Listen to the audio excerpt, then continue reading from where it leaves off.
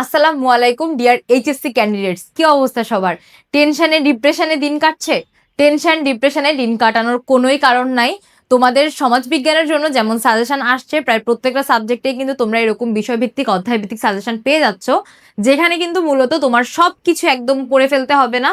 তুমি মূলত কোন জায়গাগুলো ফোকাস করে রিভিশন দিবে, কোন জায়গাগুলো মূলত ফোকাস করে তোমার এক্সাম দেওয়া দরকার, বা কোন জায়গাগুলো তোমার ডেভেলপ করা দরকার, সেগুলো তোমার পাশে থেকে তোমাকে রুটিন ওয়াইজ সুন্দর করে গুছিয়ে দিতে আমরা আছি সার্বক্ষণ তোমার পাশে।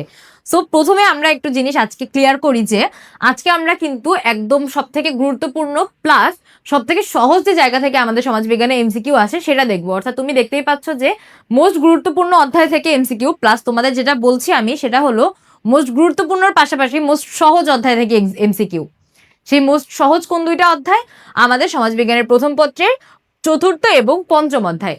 এই দুইটা অধ্যায় থেকে আমাদের কি কি এমসিকিউ আসে, এবং এই দুইটা অধ্যায়ের এমসিকিউ কিন্তু আসলে কানেক্টেড, এই জিনিসটা মাথায় রেখো। অর্থাৎ চতুর্থ অধ্যায় এবং পঞ্চম অধ্যায় থেকে তোমাদের যে এমসিকিউ গুলো আসবে, এই ক্ষেত্রে বহুপদী সমাপ্তি সূচকের যে এমসিকিউ গুলা আসে, অর্থাৎ এই যে এরকম এই টাইপের অপশন দেওয়া থাকে তোমাদের যে এমসিকিউ গুলোতে, যেগুলোকে আমরা বলি বহুপদী সমাপ্তি সূচক।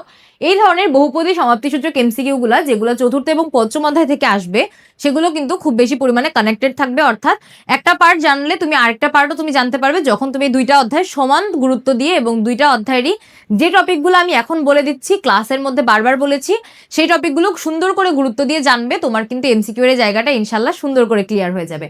তো দেখো, ফার্স্টে আমাদের আছে কি সমাজের বিবর্তনের ধারা। এই জায়গাটা আমাদের খুব ভালো করে মাথায় রাখতে হবে, এবং কিছু তত্ত্ব আছে একদম গুরুত্বপূর্ণ, কিছু সমাজবিজ্ঞানের নাম থেকে শুরু করে কিছু সংজ্ঞা আছে, এবং সমাজের বিবর্তনের ধারাটা কি, এই মানে একদম ছোট্ট রিলেটেড একদম ছোট্ট কনসেপ্টটা মাথায় রাখতে হবে, একদম বেসিক জায়গাটা ক্লিয়ার থাকতে হবে সমাজের বিবর্তনের ধারাটা কি, এবং কিভাবে আমরা বিবর্তনের ধারা বিভিন্ন সামাজিক কার্যক্রমের মধ্যে দিয়ে আমরা এগুলো এগিয়ে নিয়ে যাই, এবং সমাজবিজ্ঞানীদের দৃষ্টিকোণ থেকে ওনারা এই জিনিসগুলোকে কিভাবে দেখিয়েছেন, এই জায়গাগুলো কিন্তু তোমার খুবই ভালো করে মাথায় রাখতে হবে, যাতে করে এই জায়গা থেকে তোমার যে এমসিকিউ আসবে, এবং ম্যাক্সিমাম ক্ষেত্রে সেই এমসিকিউ গুলো হবে হচ্ছে বহুপদী সমাপ্তি সূচক, সেখানে যেন তোমার কোনো রকমের কনফিউশন ক্রিয়েট না হয়। আচ্ছা, সেকেন্ডটা কি আছে? গতি। অর্থাৎ এই যে সমাজ বিবর্তনের যেটাই বিবর্তনের একটা পার্টি কিন্তু গতি, অর্থাৎ গতির মধ্যে থেকে কিন্তু সমাজ বিবর্তন হয়। গতিটা কোন কোন ক্ষেত্রে আত্মপ্রকাশ করে, কিভাবে কিভাবে হচ্ছে তোমার এই গতিটা সমাজকে একটা পর্যায় থেকে অন্য পর্যায়ে নিয়ে যায়। অর্থাৎ যদি তোমাদের এক্ষেত্রে একটা উদাহরণ দেই, তাহলে মনে করো যে গ্রামীণ যে সমাজ ব্যবস্থা ছিল, সেখানে আমরা আগের গ্রামের যে সমাজ ব্যবস্থা, পরিবার ব্যবস্থা, সেখানে তাকালে কিন্তু আমরা যৌথ পরিবারের একটি চিত্র দেখতে পাই। কিন্তু বর্তমানের এই যে শহরমুখিতার কারণে, নগরায়ন, আধুনিকায়নের এই যুগে আসলে আমরা কতটা মানে তুমি যদি গ্রামের দিকেও তাকাও, কয়টা তুমি গ্রামীণ পরিবেশে হলেও তুমি যৌথ পরিবার দেখতে পাও? গ্রামীণ পরিবেশেও কিন্তু যৌথ পরিবারের এই যে স্ট্রাকচারটা, এটা ভেঙে যাচ্ছে দিন দিন। মানুষ শহরমুখী হচ্ছে, ছেলে মেয়েকে স্কুলে ভর্তি করানোর তাগিদে কিংবা নিজেদের চাকরির সুবাদে তারা কিন্তু এখন এই যৌথ পরিবারগুলো ভেঙে একদম একক পরিবার, একদম ছোট ছোট কনজারভেটিভ পরিবারে রূপ নিয়ে ফেলছে।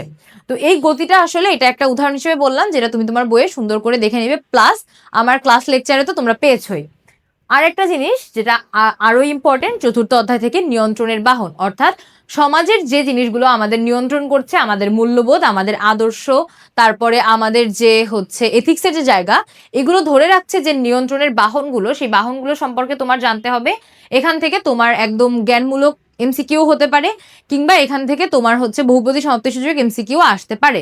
সেক্ষেত্রে নিয়ন্ত্রণের বাহন হিসেবে আমাদের যে পরিবার, শিক্ষা প্রতিষ্ঠান, ধর্মীয় প্রতিষ্ঠান, এগুলো যেভাবে কাজ করে, এগুলো কিন্তু তোমার ছোট করে বেসিক করে কিন্তু একদম ক্লিয়ার কনসেপ্টে মাথায় রাখতে হবে। 4 নাম্বার এবং 5 নাম্বার অনেক বেশি ইম্পর্টেন্ট তোমার চতুর্থ অধ্যায় থেকে, যেখান থেকে তোমার সিকিউ এমসিকিউ দুইটাই আসতে হবে। আই রিপিট, সিকিউ এমসিকিউ দুইটাই আসতে পারে। লোকাচার এবং লোকরীতি, অর্থাৎ কোনটা লোকাচার কোনটা লোকরীতি, একটা হচ্ছে তোমার এথিক্স মেনটেন করে, যেটা তুমি লঙ্ঘন করলে তোমার শাস্তি হবে, এবং আরেকটা এথিক্স মেনটেন করে ঠিকই, কিন্তু লঙ্ঘন করলে শাস্তি হবে না, বরং সেটা সমাজের একটা স্ট্রাকচার, যেটা সমাজ তোমার থেকে এক্সপেক্ট করে যে তুমি সেটা মানবে, কিন্তু তুমি যদি নাও মানো সেক্ষেত্রে তোমার কোনো আনুষ্ঠানিক শাস্তি হবে না। এই দুইটা জিনিস কিন্তু তোমার খুবই ভালো করে মনে রাখতে হবে। এটা কিন্তু একটা 5 স্টার টপিক, অর্থাৎ লোকাচার এবং লোকরীতি, এই দুইটা টপিক তোমার সিকিউ প্লাস এমসিকিউর জন্য খুবই ভালো করে মাথায় রাখতে হবে। এই জায়গা থেকে তোমার প্রয়োগমূলক সিকিউ আসতে পারে, কিংবা অনুধাবনের সিকিউ আসতে পারে, এমসিকিউ তো মাস্ট আমরা পাবোই। এবং পঞ্চম অধ্যায়ের ক্ষেত্রে অনেক গুরুত্বপূর্ণ একটা জায়গা যেখান থেকে আমরা এমসিকিউ পেতে চলেছি ইনশাল্লাহ, সেটা হলো জ্ঞাতি সম্পর্কের দুইটা তত্ত্ব। জ্ঞাতি সম্পর্কের ক্ষেত্রে দুইটা তত্ত্ব আছে, মর্গানের তত্ত্ব এবং হচ্ছে ওয়েস্টমার্কের তত্ত্ব। এখানে তুমি তোমার বই খুললেই দেখতে পাবে, তোমাদের ক্লাসেও আমি খুব সুন্দর করে তত্ত্ব দুটি পড়ানোর চেষ্টা করেছি তোমাদের, যেখানে হচ্ছে মর্গান এবং ওয়েস্টমার্ক দুইজন সমাজবিজ্ঞানী, ওনারা জ্ঞাতি সম্পর্কের দৃষ্টিকোণ থেকে দুটি তত্ত্ব দিয়েছেন যে জ্ঞাতি সম্পর্ক থেকে কিভাবে সমাজে আবির্ভাব কিংবা সমাজ কিভাবে জ্ঞাতি সম্পর্কের কাঠামোটাকে স্ট্রাকচারাইজড করে, এই ধরনের কথাবার্তা। তো আশা করা যায় এই কয়েকটা টপিক যদি তুমি এই দুইটা অধ্যায় থেকে ফোকাস করো, ইনশাল্লাহ এমসিকিউতে আমাদের কমন না পড়ার কোনো সম্ভাবনা নেই। তোমাদের এই টেনশনের টাইমটায় তোমাদের পাশে থাকতে আর তোমাদের এই রিভিশনগুলো যেন রুটিন ওয়াইজ হয়, সেই জন্য এডুকেশন তোমাদের জন্য অ্যারেঞ্জ করেছে test paper solution batch plus revision batch, যেখানে তুমি একটা কোর্সেই সমস্ত সাবজেক্টের, তোমার গ্রুপ সাবজেক্ট থেকে শুরু করে তোমার যে মেইন সাবজেক্ট, সেই সাবজেক্টগুলোর প্রত্যেকটা সাবজেক্টের টেস্ট পেপার সলভিং এবং রিভিশন ক্লাস একসাথে পেয়ে যাচ্ছ। যারা নতুন ভর্তি হবে, এখন ভর্তি হবে, তারা অলরেডি কিন্তু কামব্যাক এবং কামব্যাক 2.0 যে আর্কাইভ ক্লাসগুলো এগুলো পেয়ে যাচ্ছ, যাদের কোর্স ফি মাত্র 1999 টাকা। এবং কামব্যাক এবং কামব্যাক 2.0 কোর্সে আমাদের স্টুডেন্ট যারা ভর্তি আছো, তোমাদের জন্য এই কোর্স ফি মাত্র 999 টাকা। আমাদের এই কোর্সটা কিন্তু শুরু হয়ে যাচ্ছে এই মাসের 26 তারিখ থেকে। তো যারা নতুন ভর্তি হবে একদমই দেরি না করে এখনই এনরোল করে ফেলো, যেন আর্কাইভ ক্লাসগুলো এখনই শুরু করে তোমাদের বেসিক ক্লিয়ারেন্সের যে জায়গাটা, সেই জায়গায় তুমি নিজের কাছে অন্তত নিজে ঠিক থাকতে পারো যে না, আমি টেস্ট পেপার সলভ করার জন্য কিংবা রিভিশন দেওয়ার জন্য আমি এখন পুরোপুরি প্রস্তুত, কারণ আমি মেইন যে থিওরি বা মেইন যে বেসিক যেটা, সেটা আমার জানা আছে। যাদের মনে করছো যে আমার গ্রুপ সাবজেক্টগুলো গুছানো আছে অলরেডি, আমার জন্য এখন শুধুমাত্র বাংলা, ইংরেজি এবং আইসিটির টেস্ট পেপার সলিউশন দরকার, কিংবা এই তিনটা সাবজেক্ট আমার ভালো করে রিভাইজ দেওয়া দরকার, শুধুমাত্র এই তিনটা সাবজেক্টে আমি পিছিয়ে আছি, তাদের জন্য সমাধান আছে। তোমরা চাইলে শুধুমাত্র এই তিনটা সাবজেক্টকে ফোকাস করেই তোমাদের টেস্ট পেপার সলিউশন কিংবা রিভিশন চালিয়ে যেতে পারবে। টেস্ট পরবর্তী সময় সব থেকে গুরুত্বপূর্ণ যে ফ্যাক্টর, সেটা হলো তোমাদের এক্সাম ব্যাচ। অর্থাৎ তোমাদের জন্য এখন সব থেকে গুরুত্বপূর্ণ নিজেকে যাচাই করা, নিজের সক্ষমতা যাচাই করা এবং নিজের আত্মবিশ্বাস বাড়ানো। নিজেকে যাচাই করার, নিজের আত্মবিশ্বাস বাড়ানোর এই জায়গাটাতে এডুকেশন শুধুমাত্র দোয়া এবং ভালোবাসার বরকতে তোমাদের জন্য অ্যারেঞ্জ করেছে 200টিরও বেশি, অর্থাৎ 248টি পরীক্ষার, যে পরীক্ষাগুলো তোমরা সম্পূর্ণ ফ্রিতে দিতে পারবে তোমাদের বাংলা, ইংরেজি সহ তোমাদের প্রত্যেকটা গ্রুপ সাবজেক্টের। এবং পাশাপাশি তোমাদের জন্য অ্যারেঞ্জ করা হয়েছে একই কোর্সে একটি পূর্ণাঙ্গ মডেল টেস্টের, যেখানে আসলে পরীক্ষার আগে পরীক্ষা সংক্রান্ত যে ভয়টায় তোমরা ভুগো, সেই ভয় রিলেটেড কোনো ব্যাপারই তোমাদের থাকছে না। এই পরীক্ষাগুলো দিতে দিতে তোমরা এত বেশি প্রিপেয়ার্ড হয়ে যাবে যে এইচএসসি পরীক্ষা দিতে যখন বসবে তখন আসলে ওইটাকেই ডাল ভাত মনে হবে।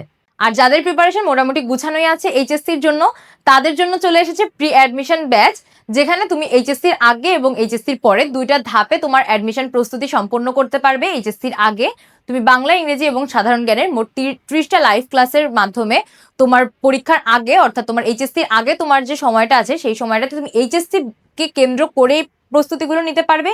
এবং এইচএসসির পরে তোমার জন্য বাংলা, ইংরেজি, আইসিটি সহ অর্থনীতি, ইংলিশ টেক্সট বুকের আরো কিছু ক্লাস তোমার লাইভ পেয়ে যাচ্ছ, যেখানে আসলে তুমি ডিইউ এবং ডিইউ আইসিইউর যে ক্লাসগুলা, এই বেসিক ক্লিয়ারের যে ব্যাপারগুলো, এগুলো তুমি পূর্ণাঙ্গভাবে পেয়ে যাচ্ছ। কোর্স ডিটেল জানতে আজই ভিজিট করো আমাদের অফিসিয়াল ওয়েবসাইট কিংবা ইনবক্স করো আমাদের পেজে।